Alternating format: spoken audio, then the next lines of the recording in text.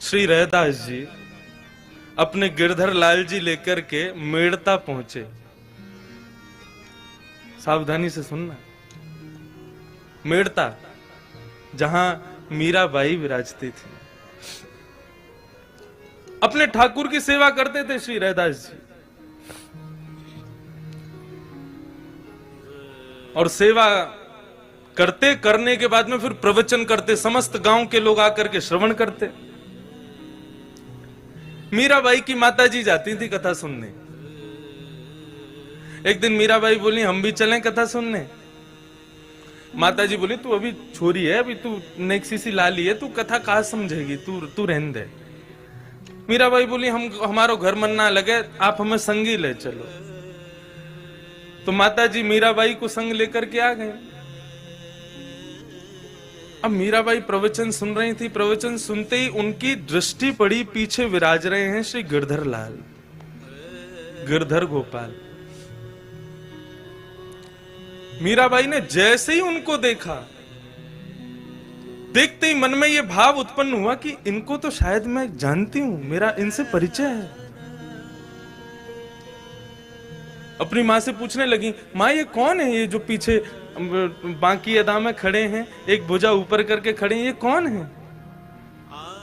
बोले ये बाबा के अर्चावतार हैं, ये बाबा के सेव्य ठाकुर जी हैं। मीराबाई बोली आप जरा इनको नाम पूछो ना, इनको नाम कहा है? बोले अब कहा करे तू बाबा करन? बोले नहीं मोकू कछु आभास है रहो है, आपने पूछो तो सही। मीराबाई की माताजी ने रैदास जी से पूछा, बाबा हमारी लाली जिज्ञासा कर रही है, आपके ठाकुर जी को नाम क्या है? रैदास जी बोले गिरधर गोपाल। गिरधर गोपाल सुनते ही मीराबाई का हृदय का मयूर नृत्य करने लगा। रैदास जी के चरणों में प्रणाम किया और कहने लगी, आप इनको ये नाम गिरधर गोपाल कैसे पड़ा, मुझे बता सकते हैं? रैदास जी बोले इंद्र का मान बढ़ गया था, ब्रजवासी इतनी सेवा करते थे, तो उसके मान को घटाने के लिए और ब्रजवासियों की सेवा सद वस्तु को प्राप्त हो, सद स्थान पर लगे, उसके लिए श्री बालकृष्ण प्रभु ने नख पर धार लियो गिरिराज, नाम गिरधारी पायो है। जैसे नख पर गोवर्धन पर्वत धारण किए, सोई इनको नाम गिरधर गोपाल पड़ गए। मीराबाई के नेत्रों में आंसू आ गए और रैदास जी के चरण पकड़ के मीराबाई कहती हैं, प्रभु ये आपके ठाकुर जी नहीं है, ये मेरे ठाकुर जी हैं, और ये मेरे पास आने के लिए आपका सहारा लेके आए। रैदास जी का ताम्र वर्ण हो गया। बोले कैसी बात कर रही हो, मैं कब से सेवा कर रहा हूं इनकी, और तुम कह रही हो तुम्हारे हैं? तब मीराबाई ने अपने पूर्व जन्म की कथा बताई। कौन है मीराबाई? भगवान के एक मित्र सुबल का ब्याह पूर्व जन्म में मीराबाई से हुआ था। मीराबाई जब अपने पूर्व जन्म में थी, तब उनका ब्याह भगवान के मित्र सुबल के साथ हुआ। तो जैसे ही ब्याह हुआ तो मीराबाई की माताजी क्या बोली, देख तेरो ब्याह सुबल ते हैरो है, और तू पता कहां जाएगी, तेरो ससुराल है ब्रजमंडल, लेकिन याद रखियो तेरे पति को जो मित्र कृष्ण है ना, वाकु भूल के भी अपनो मुख मत दिखा दियो। यदि तेने अपनो चेहरा दिखा दियो तो वाके अंदर वशीकरण शक्ति है, वो तो को अपनो बना लेगा और तेरा पतिव्रत धर्म नष्ट हो जाएगा। मीराबाई बोली, मैया तुमने मुझसे कह दी और मैंने आपकी मान ली, वो कितनों प्रयास कर ले वाकु अपना मुखमंडल नहीं दिखाऊंगी मैं। सुबल मीराबाई से ब्याह करके, जैसे ही उनको, मीराबाई का नाम कुछ और था, ब्याह करके लौटा तो ठाकुर जी को पता चली हमारो सुबल हमारो मित्र है, भैया ब्याह करके आयो, भाभी लेके आयो, जब पूछ के तो आए सब ठीक ठाक है कि ना, और या बहाने भाभी को चेहरा देखे आमेंगे। अपने बालक और मित्र की बहू सबन ने बढ़िया लगे, हमें अनुभव ना है, आप लोगों ने ज्यादा होगो। अब ठाकुर जी पहुंचे, सावधानी से सुनो, बड़ी बड़ी सुंदर कथा। अरे सुबल, आ गो भैया। बोले हाँ आ गए। कहाँ हो भैया इतने दिन आते? बोले ब्याह है गो है ना, तो अब गृह गृहस्थी बन गई है, वही में व्यस्त हो। अरे भैया ब्याह करे आयो ने, हमें दिखा दे अपनी बहू को मोड़ो। सुबल बोलो तू देवर है, वो तेरी भाभी है, अपने आप देख ले मोते काके। तो पालकी में बैठी थी मीराबाई और हमारे श्रीनाथ जी बाबा ऐसे पर्दा हटा के जैसे ही भीतर झांकने लगे, मीराबाई को पता चला ये वही बाल कृष्ण, तुरंत अपना मुंह ढक लिया। ठाकुर जी बोले भाभी जी ने एक अपना मुखमंडल दिखाए दो।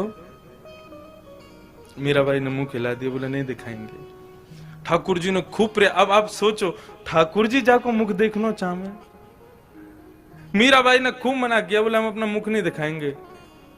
भगवान बोले ठीक है, तू को बहुत गुमान है ना अपने चेहरा पे, तू को श्राप दे रहा हूं मैं। एक दिन तू जिस स्वरूप को तू अपना चेहरा नहीं दिखा रही है ना, यही स्वरूप की प्राप्ति के लिए तड़पेगी तू, और मेरा दर्शन नहीं हो पाएगा तू को। और ऐसा कह के ठाकुर जी वहां से चले गए। और जब वो समय आया, जब इंद्र का मान भंग करने के लिए श्री बाल कृष्ण प्रभु ने अपनी इकन्नी उंगली पर जैसे ही गिरिराज पर्वत धारण किए, समस्त ब्रज के ब्रजवासी वहां पर खड़े थे। जैसे ही मीराबाई वहां पहुंची और भूल से ठाकुर जी को अपने नेत्रों से देख लिया, देख करके आज मीराबाई के नेत्र सजल हो गए। और सजल होते ही मीराबाई आज अपनी मां को कोसती है, बोले मैया तेने कैसी सीख दी मुंह को, इनसे मुख छुपावे को आज्ञा करी तेने। ठाकुर जी को बार बार देखना चाहे, लेकिन श्राप के कारण बार बार ठाकुर जी दिखते ही धुंधले है जाए। मीराबाई ने दोनों हाथ जोड़े और बार बार प्रणाम करे, बोले प्रभु मुझको क्षमा कर दो, अपना स्वरूप दिखाओ। ठाकुर जी के हृदय में भाव प्रकट भयो, तब मीराबाई को आज्ञा करी तू चिंता मत कर, अब या जन्म में तो तू मेरा दर्शन होगा ही ना, लेकिन हाँ अगले जन्म में तू मीरा बन के आवेगी, तब एक संत के यहाँ गिरधर गोपाल रूप धारण करके मैं तेरे पास आऊंगा, तब तो को मेरा स्वरूप दिखेगा। आज मीराबाई ने ये कथा सुनाई, लेकिन रैदास जी ने मानी नहीं। बोले वर्षों से सेवा कर रहा हूं मैं, कैसे दे दूं तुमको। मीराबाई गिरधर गोपाल की ओर देखती है और कहती है आपके संत निष्ठुर नहीं है, आप निष्ठुर हो। आप ही नहीं चाहते मेरे पास आना। ठीक है प्रभु मैं जा रही हूं आज तो, लेकिन 3 दिन का समय दे रही हूं, यदि आप मेरे पास नहीं आए तो छुरी से अपना गला छेद दूंगी।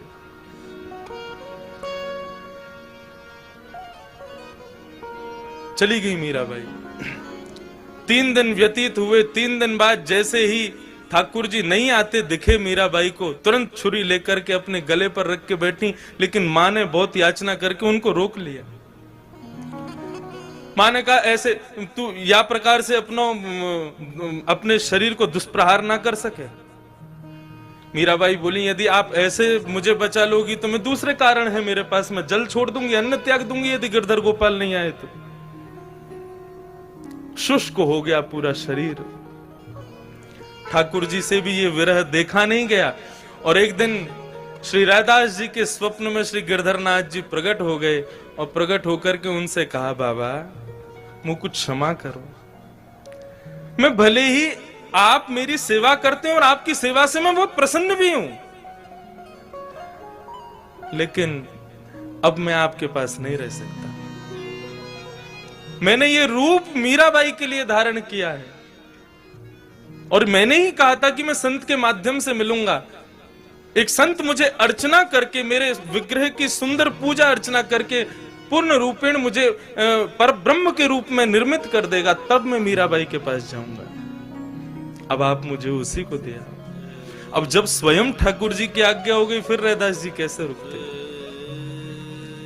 रैदास जी विचरते विचरते, अब रैदास जी के हृदय की भावना तो जो अपने सेव्य ठाकुर की सेवा करते होंगे वे जानते होंगे कि अपने सेव्य को अपने से दूर करना कितना कष्टदायी होता है। श्री रैदास जी विचरण करते करते मीराबाई के यहां पहुंचे और मीराबाई बिल्कुल अचेत मरणासन अवस्था में है। तब श्री रैदास जी ने अपने हृदय के ठाकुर जी को उनके सामने पधराया और तब ये पद गाया। मुझे 2 ही पंक्ति याद हैं, मैं बस ऐसे ही गा के सुनाऊं, सावधानी से सुनना। ले मीरा ले गिरधर तेरा, ले मीरा ले गिरधर तेरा, ले मीरा ले गिरधर तेरा, ले मीरा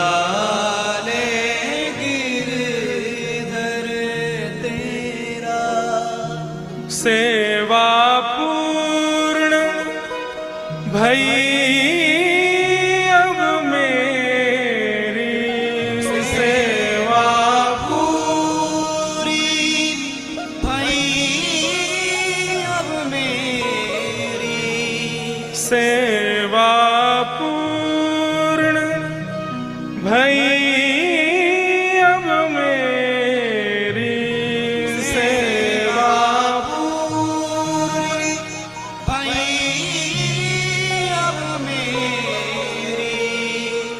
जागा भाग है तेरा बेटी, ले मीरा ले गिरधर तेरा,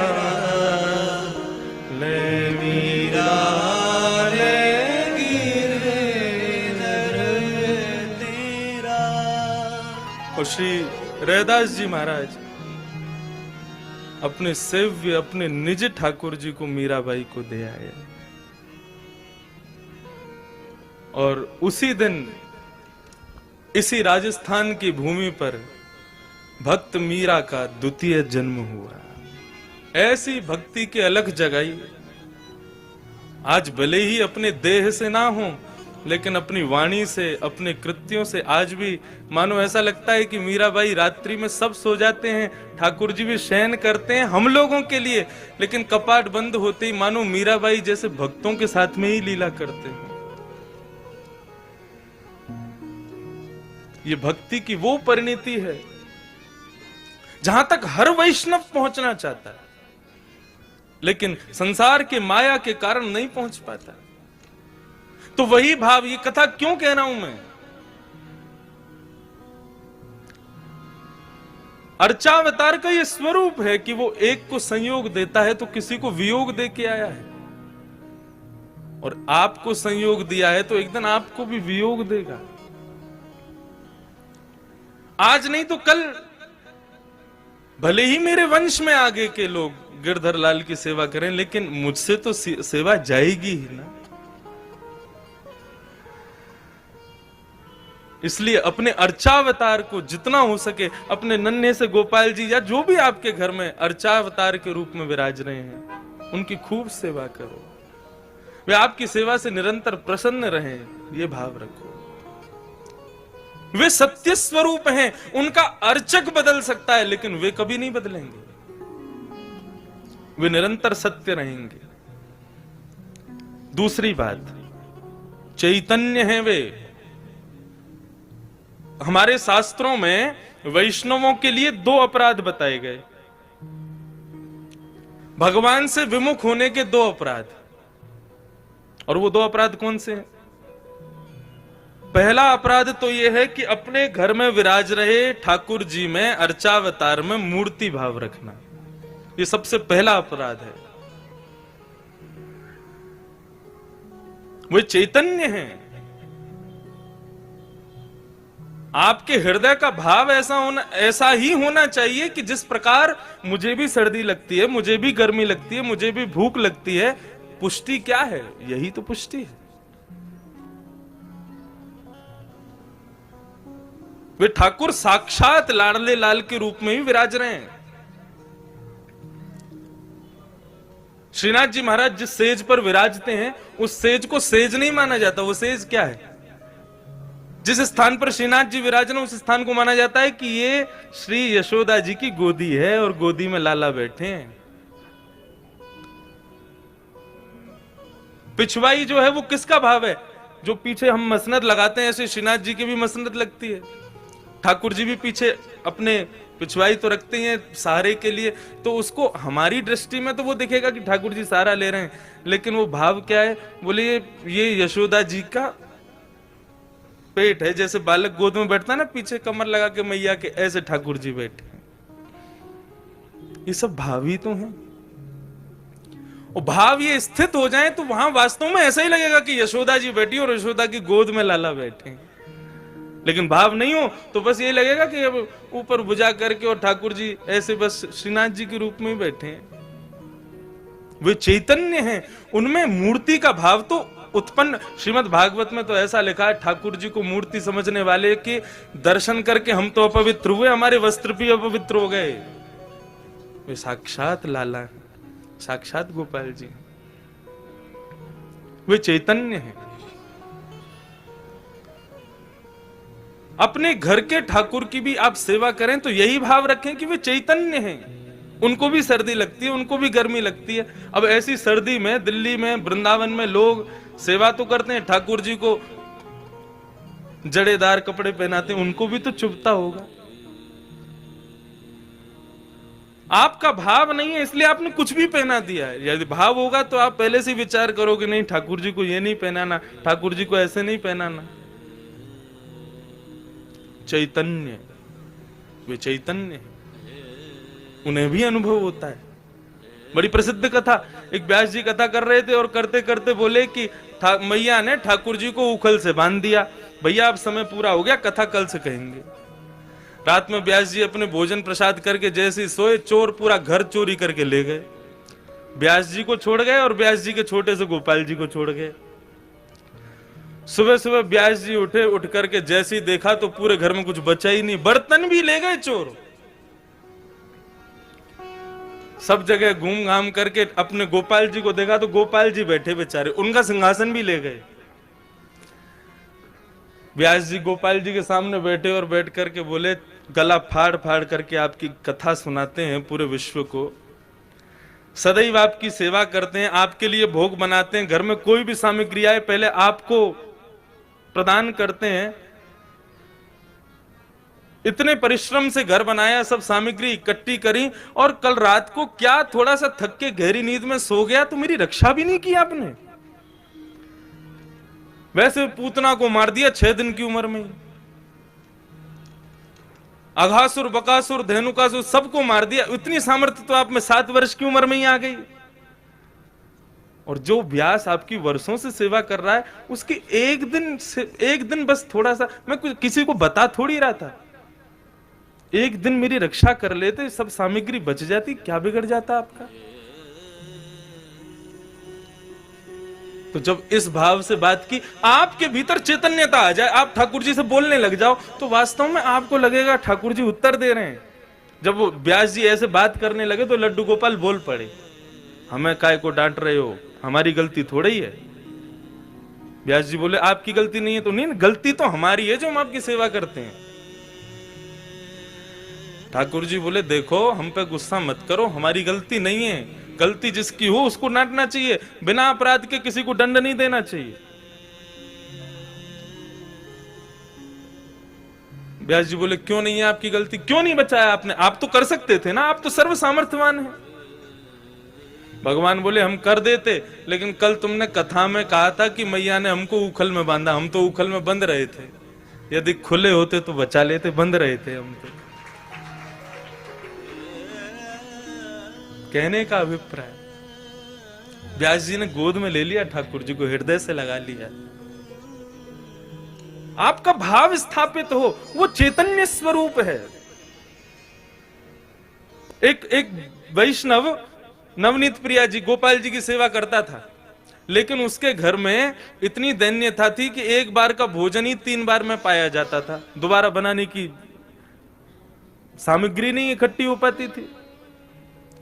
अब उसका कोई एक मित्र आया, वो पैसे वाला, उसने आकर के उससे कहा, और भाई सब ठीक? बोले हाँ सब ठीक। बोले तुम्हारा दिन सुधर गए कि नहीं? बोले अब वैसे ही है भैया, क्या करें, एक समय अब रोटी बनती है, उसी से शाम तक का गुजारा होता है।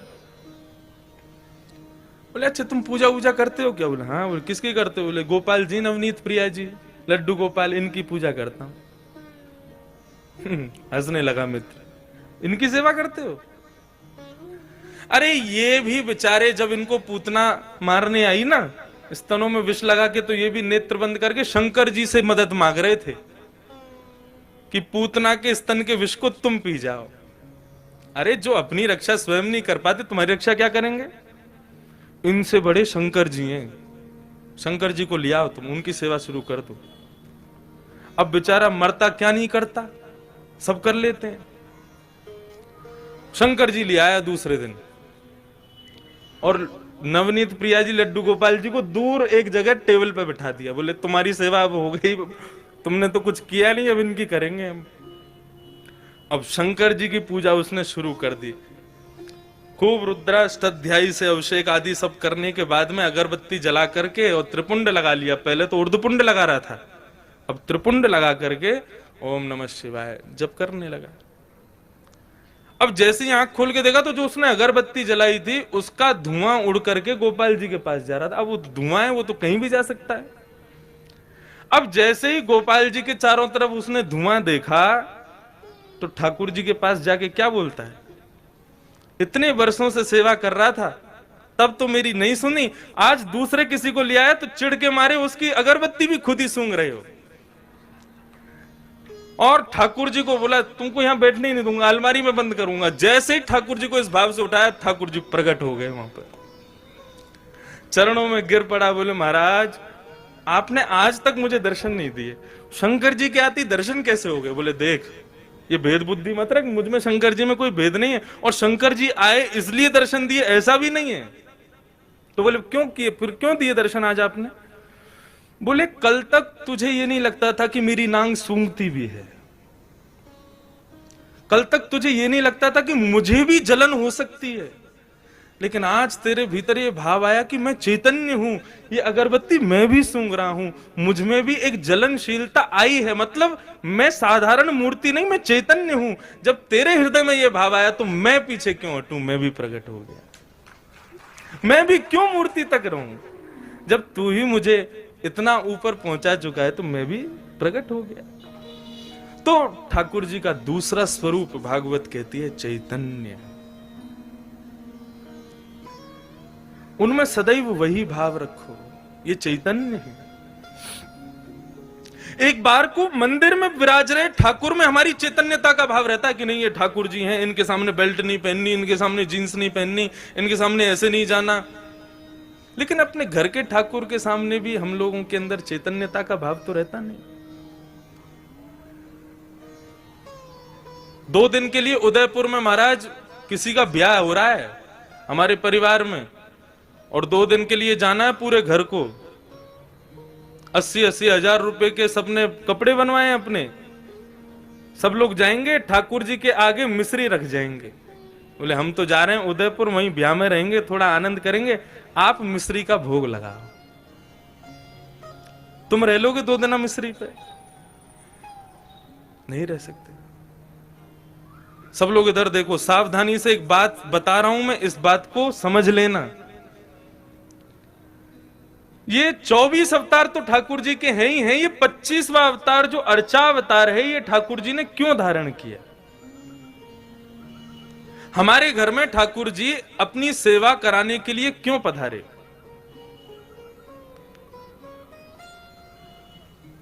इसके पीछे एक बहुत सुंदर भाव है, सावधानी से सुनिएगा। पूज्य गुरुदेव भी बैठे, उनसे भी निवेदन। दास के मन में ठाकुर जी की सेवा करते हुए एक भाव आया, तो मेरी इच्छा हुई कि मैं उस भाव को कहूं कि ठाकुर जी सबके यहां सेवा कराने के लिए हर घर में क्यों विराज रहे हैं। आप पूरे नाथद्वारा को देख लो, हर घर में ठाकुर जी का चित्रपट ही सही विराज रहा होगा। वृंदावन तो प्रसिद्ध है, घर घर तुलसी ठाकुर सेवा, दर्शन गोविंद जी को, अलीरी मोहे लागे वृंदावन नी को। क्यों विराज रहे हैं ठाकुर जी हम सबके घर में? देखो, हम लोग जब वैकुंठ जाएंगे तो है ही, कोई रोक तो रहा नहीं हमको। एक ना एक दिन सबको जाना है वहां पर। तो यदा कदा हमारे द्वारा किए गए कृत्य के कारण यदि हमें कभी वैकुंठ के अलावा भी लोगों का दर्शन करना पड़ गया, मानो जैसे नरक का दर्शन हो गया या स्वर्ग का दर्शन करना पड़ गया, और उस पश्चात वहां पर बताया गया तुमने ये अपराध किया था इसलिए तुमको ये करना पड़ा, तो हम ठाकुर जी से शिकायत करने लग जाएंगे, प्रभु आपकी इतनी अर्चना करते हैं, इतनी सेवा करते हैं, इतनी पूजा करते हैं, इतना आपका नाम गुणगान करते हैं, उसके बाद भी हमारे जीवन में दुख, उसके बाद भी हमारे जीवन में कष्ट, उसके बाद भी हमारे जीवन में कभी सुख की अनुभूति नहीं, और उसके बाद भी जब हम संसार छोड़ के आए तो नरक का दर्शन। शिकायतें दुनिया भर की हम ठाकुर जी से करने लग जाएंगे, आपने ये नहीं किया, ये नहीं किया, ये नहीं किया, हम ठाकुर जी से शिकायतें करेंगे। भगवान बोले ये मुझसे शिकायत करे उससे पहले इसके यहां अर्चावतार रूप धारण करके बैठ जाओ इसके घर में। क्यों? बोले कभी ना कभी ये भी तो अपराध करेगा, सर्दी में कभी मुझे ठंडे जल से नहला देगा, भयंकर सर्दी में कभी मुझे हो सकता है पतला वस्त्र पहना दे, मुझे ठंडी लगे उससे, भयंकर गर्मी में खुद तो एसी में बैठेगा, मुझको पंखा भी नहीं चलाएगा, बिजली का बिल बढ़ जाएगा, मंदिर का पंखा बंद ही रहने दो। ये सारे अपराध ये करेगा मेरे साथ में, लेकिन मैं कभी शिकायत नहीं करूंगा। क्यों? हिसाब बराबर करने के लिए आया हूं, तुझे शिकायत करने योग्य छोड़ूंगा नहीं मैं। तुम भगवान से कुछ कह नहीं सकते कि भाई आपने ऐसा क्यों नहीं किया, आपने ये दुख क्यों किया। भगवान बोले तेरी शिकायत पूरी हो गई, अब मैं करूं शिकायत। भोग बनाते समय सब्जी देख करके भोग लगने से पहले ही तेरा मन ललचा गया था। एक बार भयंकर सर्दी में एक बार मुझे कहीं लेके जा रहे थे, बद्रीनाथ गए थे, मुझे इतना पतला वस्त्र पहनाया, मुझे सर्दी लगी, मैंने कभी शिकायत की तुमसे? तो मनुष्य की जितनी भी शिकायतें हैं उनका हिसाब बराबर हो जाए, उसके लिए ठाकुर जी अर्चावतार लेके आए कि आप ठाकुर जी से कुछ कह ना सको। यदि आपने कहा तो फिर ठाकुर जी कहेंगे। कितना भी प्रयास कर लेना, कितनी भी कोशिश कर लेना, अर्चावतार में एक ना एक अपराध तो हम करते ही हैं, लेकिन ठाकुर जी कभी कुछ नहीं कहते। तो वे चैतन्य है।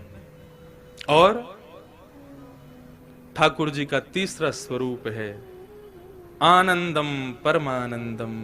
ठाकुर जी आनंद स्वरूप है। श्रीनाथ जी का स्वरूप परमानंद प्रदान करता है।